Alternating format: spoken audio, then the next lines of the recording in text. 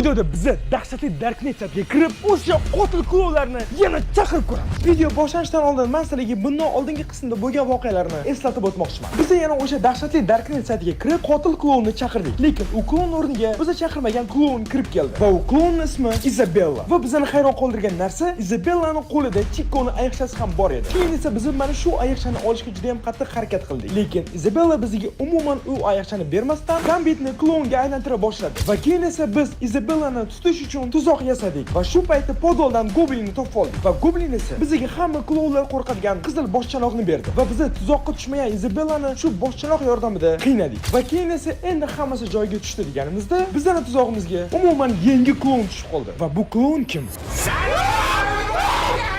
Qanaqadir qo'lli bo'ldi. Yaxshi chiqdi. Onaka. Darknet 6-qism. Klonlarning boshlig'ining o'g'li Pumba.